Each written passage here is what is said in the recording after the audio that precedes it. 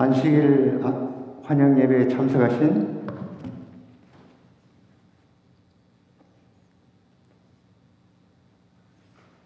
모든 분들을 환영합니다. 성경 통독을 하다 보면 어느 구절에 마음이 이렇게 딱 꽂힐 때가 있습니다. 그 성경 구절이 마음에 감동이 되어서 어쩔 때는 눈물도 흘리고 또 때로는 찬송도 부르게 되죠.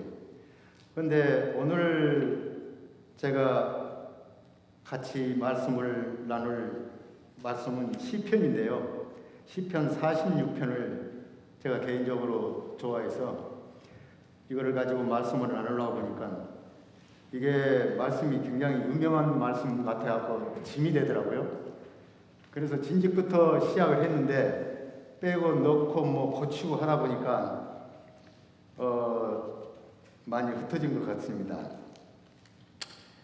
이런 말이 있습니다. 사람은 자기의 생활 방식을 바꾸는 순간 자기가 믿는 하나님도 바꿔버린다는 것입니다. 이 말씀을 듣는 순간 설명하지 않더라도 그 말이 무엇을 의미하는지 저에게는 확연하게 어떤 말씀이라는 것을 생각하게 되었습니다. 또 어떤 분은 사람은 생각대로 사는 것이 아니라 사는 대로 생각하게 된다는 말도 제게는 아주 깊이 있게 다가온 말씀입니다. 서 있는 자리가 다르면 생각하는 방식도 달라질 수밖에 없는 것이 사람의 모습인 것 같습니다. 그래서 우리는 이렇게 사람이 많은 곳을 자동차를 타고 가면 이런 생각을 합니다. 보행자들이 이렇게 차속으로 뛰어들면 왜 이렇게 기다리지 않고 무리하게 차속으로 뛰어들까? 이렇게 생각하는데요. 반대로 제가 보행자고 운전자가 옆으로 그런 식으로 지나가면 그렇게 얘기합니다. 참 난폭하게 운전한다. 이렇게 또 운전을 그렇게 얘기도 합니다. 또 그리고 부유한 사람들은 삶의 터전을 잃고 도시 빈민가의 시위가 과격하다고 생각을 하는 사람들이 있습니다. 또 그 반대로 가난한 사람들은 그 부유한 사람들을 배관시하는 것은 사실입니다. 옛날에 비해 지금 우리는 정말 많은 것을 누리고 살고 있습니다. 하지만 그렇다고 해서 이전보다 더 삶의 질이 더 나아졌다거나 혹은 우리가 느끼는 행복의 정도도 더 커졌다고 말하기는 어려운 때 우리가 사는 것 같습니다.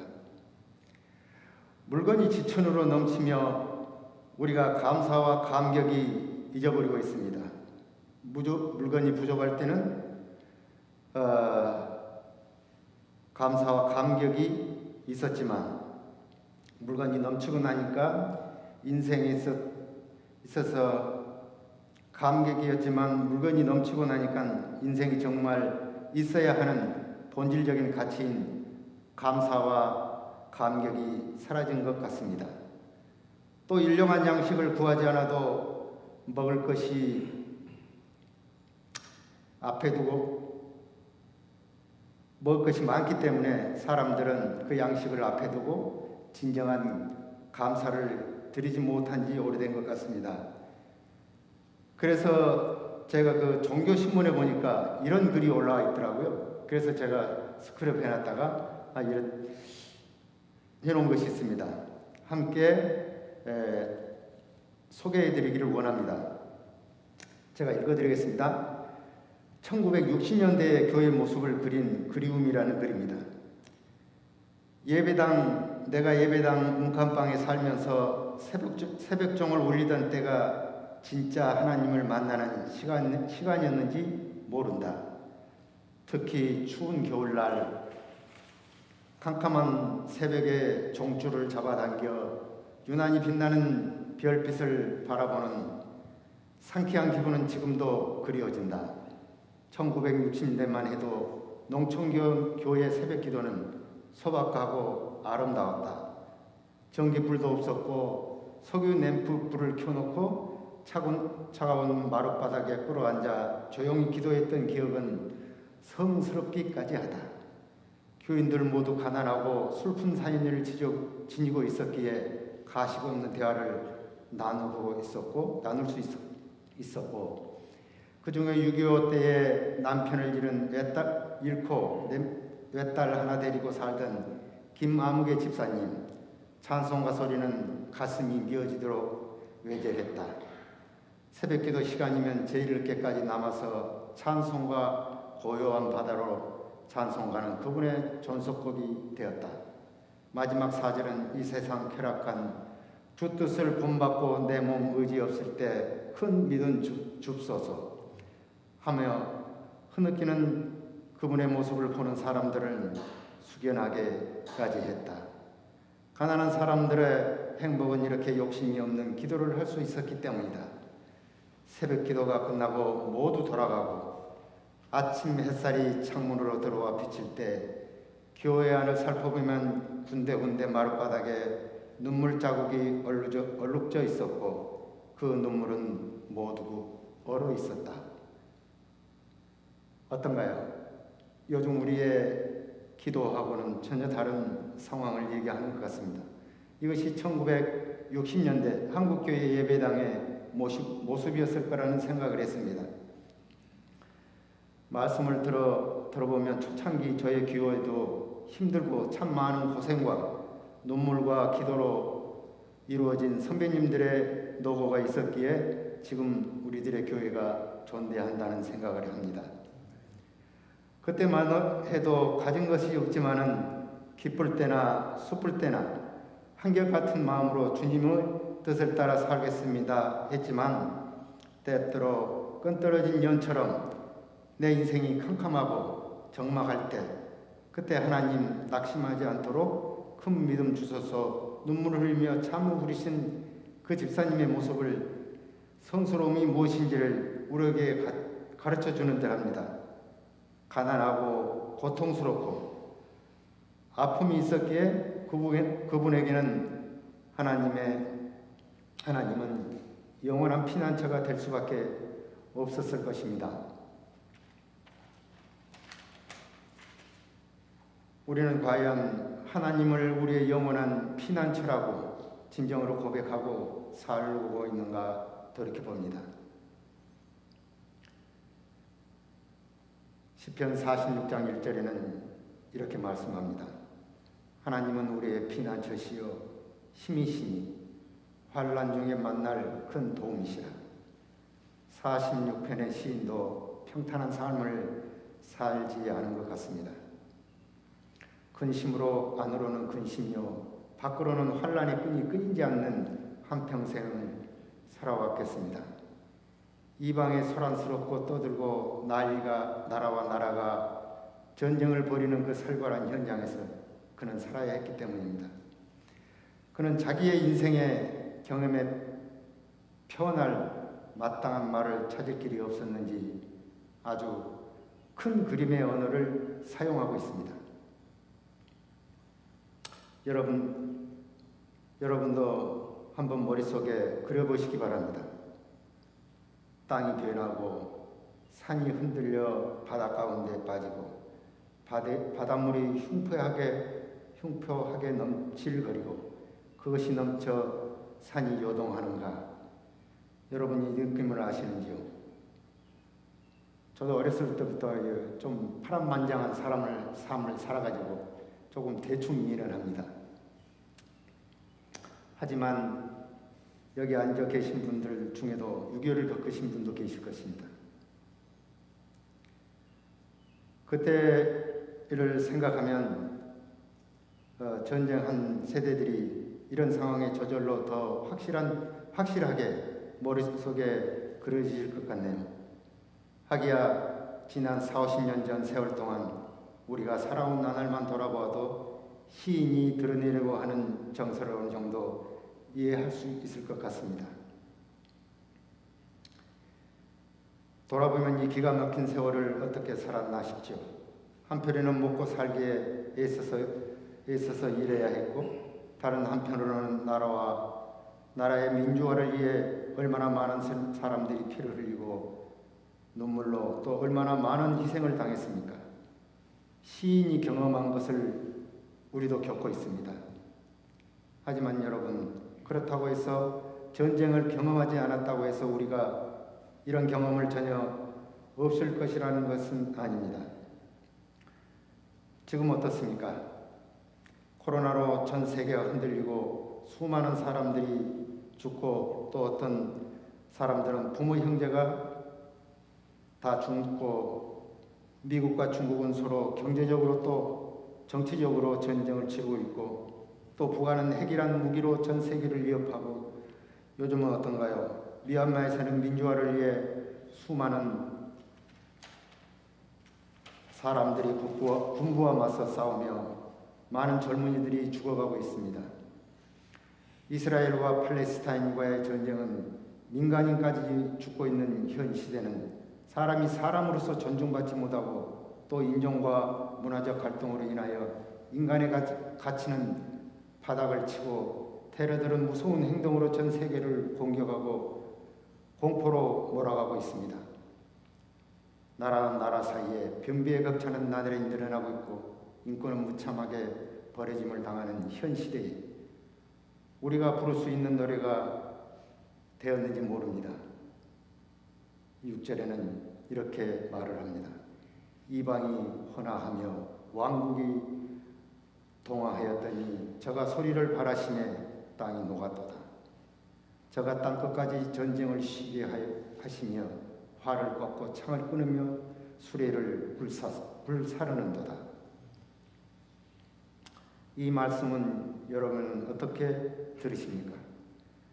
역사를 자기들의 손아귀에 넣고 자기들의 마음대로 하려는 이들의 시도가 헛된 것이라는 말이라는 생각이 듭니다. 역사는 사람이 끌어가는 것처럼 보이지만 종국에는 역사의 주인이신 하나님이라는 사실입니다. 우리에게 확실하게 그 사실을 우리에게 확실하게 보여주고 있는 것 같습니다. 사랑하는 성도 여러분, 우리가 살고 있는 이 미국은 어떤가요? 평화를 운운하면서 전쟁을 부추기며 그래서 자기들의 무기를 팔아 이익을 챙기는가 하며 자기들의 말을 듣지 않은 나라들은 경제적인 제재를 한다든가 또는 정치적으로 고립을 시키는 전 세계의 경찰 국가 역할을 하고 있지요. 하지만 우리는 예언을 통하여 알고 있듯이 이 나라의 전쟁의 마지막은 하나님께서 승리하신다는 사실을 알고 있습니다. 그런데 오늘의 말씀 속에서 시인은 가장 심각한 위기의 상황 속에서 살았던 시인의 눈이 다른 곳을 가리키고 있는 것을 봅니다. 이방이 환화하고 왕국이 동화하는 그와 같은 세상, 나라와 나라 사이에 전쟁의 소문이 들려오고 있는 이 흉포한 세월을 시인은 그 삶의 질서와 전혀 다른 세계를 바라보고 있는 것입니다. 한 4장 4절 5절입니다. 한 시내가 있어 나뉘어 흘러 하나님의 성 곧 지극히 높으신 자의 장막에 성소를 기쁘게 하도다. 지극히 높으신 자의 장막이 성소를 기쁘게 하도다. 하나님이 그 성 중에 거하시네 성이 요동치 아니할 것이라. 새벽에 하나님이 도우시리로다. 세상에 보이는 질서만 있는 것이 아니라 눈에 보이지 않는 질서도 있는 법입니다. 세상은 꼭 예측대로 흘러가는 것이 아니라는 것을 우리는 살아본 경험을 통해서 너무도 잘 알고 있습니다. 우리가 잊지 말아야 할 것은 역사를 움직이는 분은 하나님이라는 사실을 말입니다. 보이지 않고 또 들리지 않아도 지구는 빠른 속도로 지금도 돌아가고 있습니다. 내 눈에 볼 수 없다고 내 귀에 들리지 않는다고 해도 지구는 엄청난 속도로 공존하며 돌아가고 있다는 사실을 부인할 사람은 없을 겁니다. 마찬가지입니다. 하나님이 역사를 이끌고 계심을 우리가 마음속에 확신하고 있는 것입니다. 하늘을 만드시고 땅을 만드신 그 하나님, 그리고 사람을 지으신 그 하나님, 역사의 주인이신 그 하나님이 여전히 살아계십니다. 아멘. 하나님이 계신 곳, 하나님의 성은 요동할 수 없다고 시인은 그렇게 말하고 있습니다. 물론 여기서 말하고 있는 성은 하나님의 성, 예루살렘 성을 말하는 듯합니다. 하지만 예루살렘은 우리가 아는 것처럼 어디에나 존재합니다. 무슨 말인가 싶지요. 하나님의 성은 어떤 특정한 지역을 일컫는 말이라기보다는 하나님의 임재하심을 나타내기 때문입니다. 다시 말하면 하나님이 임재하는 곳이 하나님의 성이고 거룩한 성 예루살렘이라는 말입니다. 하나님의 계신 곳에는 완전하고 든든함이 있습니다. 하나님이 우리 마음속에 오시면 우리는 든든하게 살아갈 수 있습니다. 그런 의미에서 하나님은 우리의 피난처라는 것입니다. 저는 시편 46편의 시인의 노래가 유명한 줄 알았지만 말씀을 준비하면서 저희 교회 성경 주석은 어떻게 기록되어 있나 싶어 찾아보았습니다. 제가 잠깐 읽어드리고 싶습니다.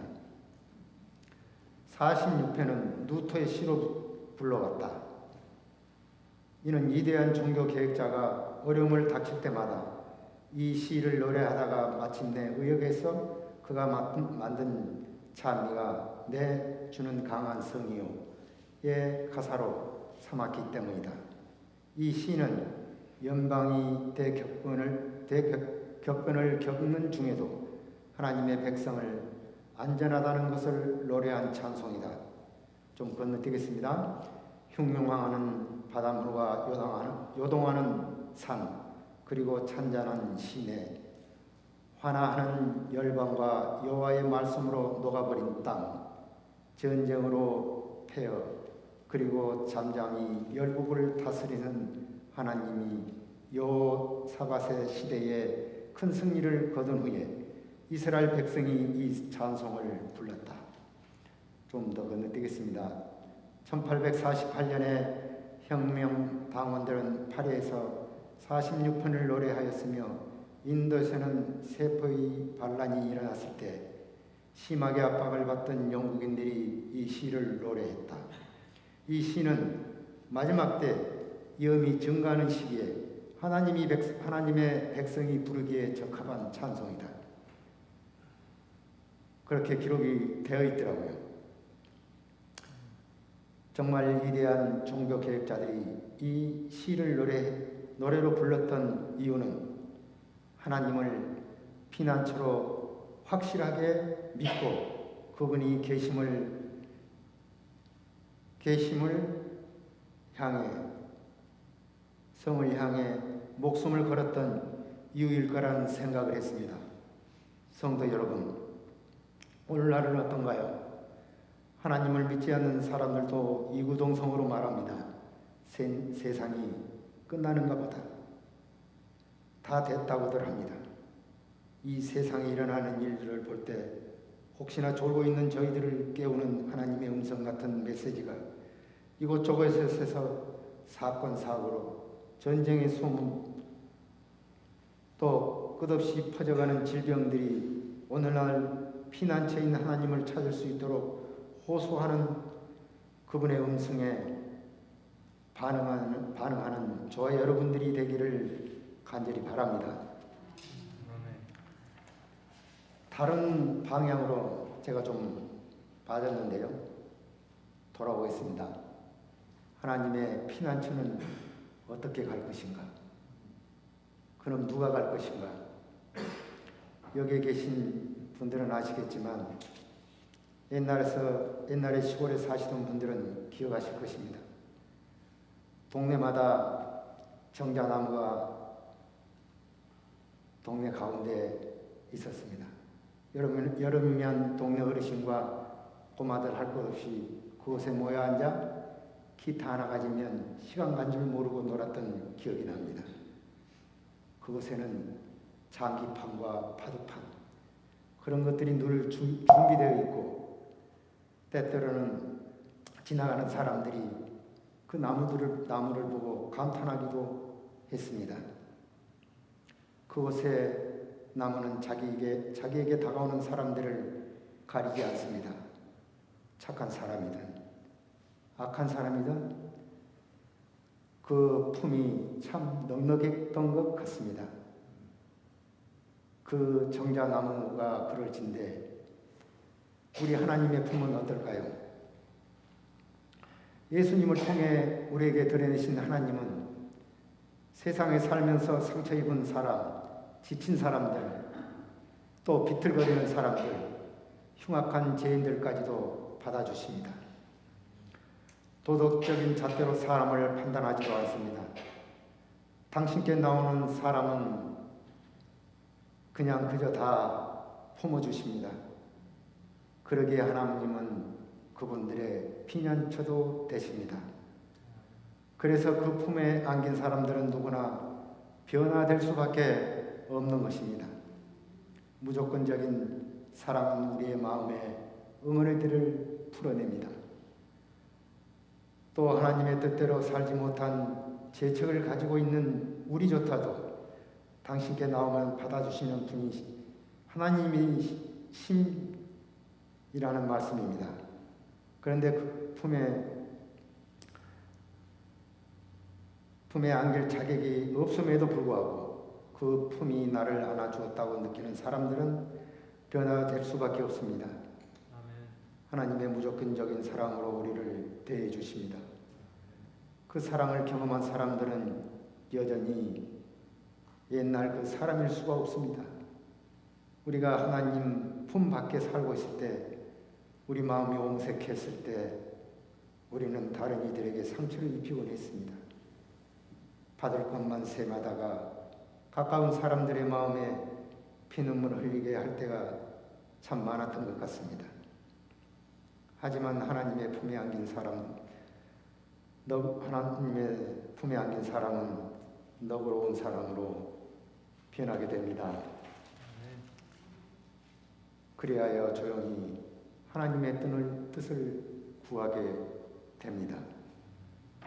그런 어려움을 통해서 하나님이 우리에게 주시려고 하는 복이 무엇인지를 헤아리게 되는 것입니다. 오늘 시인은 이렇게 말하고 있습니다. 너희는 가만히 있어 내가 하나님됨을 알지어다. 내가 열방과 세계 중에서 높임을 받으리로다 하시도다. 10절입니다. 가만히 있으란 말은 아무 일도 하지 말라는 말이 아님을 우리는 알고 있습니다. 너희는 가만히 있어 내가 하나님됨을 알지어다. 오로지 하나님께서 하나님께 마음을 집중하여 내 마음의 풍랑이 가라앉을 때 내 삶 속에서 벌어진 일의 의미를 하나님 뜻 아래 헤아려 보라고 하는 말인 것 같습니다. 성도 여러분, 이런 말이 있습니다. 흔들리는 물, 흐르는 물에는 얼굴을 비춰볼 수 없답니다. 하지만 잔잔해지면 거기에 우리의 얼굴을 비춰볼 수가 있습니다. 하지만 잔잔한 물에 내 모습을 비춰볼 때 나는 내 모습만 보는 것이 아니라 어쩜 나를 넘어 계신 하나님의 얼굴조차 볼 수 있을지 모르겠습니다. 바로 이것이 너희는 가만히 있어 내가 하나님됨을 알지어다 라고 하신 하나님의 말씀의 의미일 것입니다. 내 마음이 고요해지면 우리를 향하신 하나님의 뜻을 알게 되리라는 말씀입니다. 여기 시대의 소망에 이런 말이 있습니다. 읽어드리겠습니다. 하나님의 훈련을 받는 모든 사람들에게서는 습관이나 행습이 세상과 일치하지 않는 생애가 나타나야 한다. 그리하여 하나님 뜻에 관한 지식을 얻는 중에 각 사람은 개인적인 경험을 얻을 필요가 있다. 우리는 각기 개인적으로 그분께서 마음에 말씀하시는 소리를 들어야 한다. 모든 다른 소리가 침묵하고 우리가 조용한 가운데 그분 앞에 기다릴 때 영혼의 침묵이 하나님의 음성을 더욱 분명히 들리게 한다. 하나님께서는 우리에게 너희는 가만히 있어 내가 하나님 됨을 알지어다 라고 명하신다. 여기에서만 참된 쉼을 찾을 수 있다. 그리고 이것이 하나님을 의지하여 수고하는 모든 사람을 위한 효과적인 준비이다. 분주하게 움직이는 군중과 인생의 격렬한 활동으로 인한 긴장 속에서 이와 같이 소생한 영혼은 빛과 화평의 분위기로 둘러싸일 것이다. 그 생애는 향기를 내품을 것이며 사람의 심령을 감동시키는 하늘의 능력을 나타낼 것이다. 시대소망 363페이지입니다. 또 사도 바울은 이렇게 말씀합니다. 하나님을 사랑하는 자, 곧 그 뜻대로 부르심을 입은 자들에게는 모든 것이 합력하여 선을 이룬다. 그렇게 했습니다. 성도 여러분, 우리 앞에 배송된 재료가 다소 미흡해 보여도 하나님이 손을 대시면 내 앞에 배달된 슬픔의 원자료라 할지라도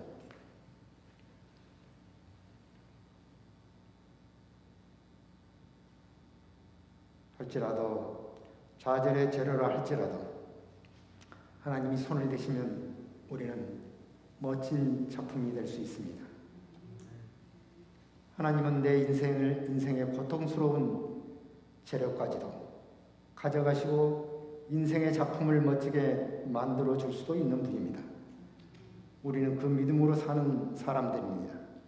슬픔과 좌절, 질병, 고통, 오해와 갈등, 가난과 외로움, 이것이 내 앞에 배달된 생애의 재료다 해도 하나님은 어느 것 하나 쓸모없다 하지 않으십니다.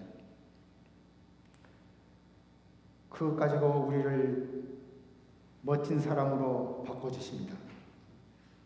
문제는 뭐냐 하면 우리가 어떤 경우에도 하나님을 떠나지 않고 그분 안에 있는 것이 중요하겠죠. 하나님은 피난처로 삼을 사람들은 그럼 어떻게 살까요? 그는 기꺼이 누군가의 피난처가 되어주며 사는 사람이 되겠지요. 하나님을 피난처로 모시는 사람의 생은 또 다른 누군가의 피난처가 되어주겠죠. 하나님은 우리를 모든 만민 중에 택하시고 부르신 목적이 무엇일까요? 세상은 아직도 살만한 것입니다. 세상을 살만한 곳이 되게 하자고 저와 여러분을 부르셨습니다. 하나님께서 우리의 피난처가 되어주신 것처럼 우리도 누군가의 피난처가 되려는 마음으로 살아야 하겠습니다.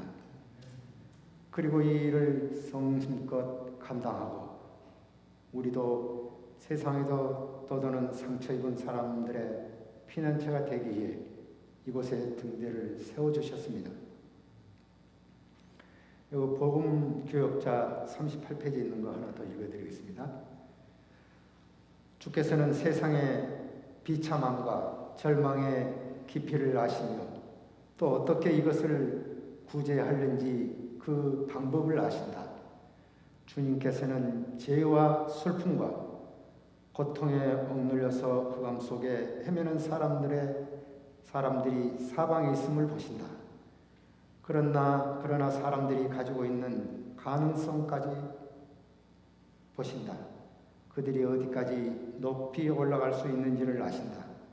비록 인간들이 저들의 받은 축복과 재능을 남용하고 인간의 신성한 위엄을 상실하였을지라도 그들의 구속 사업을 통해서 창조주께서 영광을 받으실 것이다.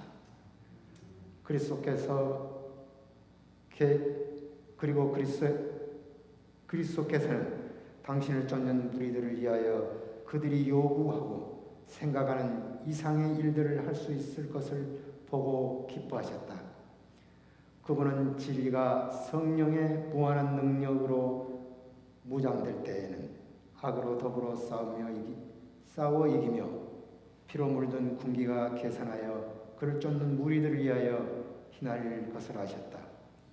그를 신뢰하는 제자들의 생애가 주의 생애와 같이 계속해서 승리하는 생애가 되는 것을 아셨다. 이 세상에서는 이를 보지 못할지라도 저 세상에서는 볼 것이다. 복음교육자 38페이지 말씀이었습니다.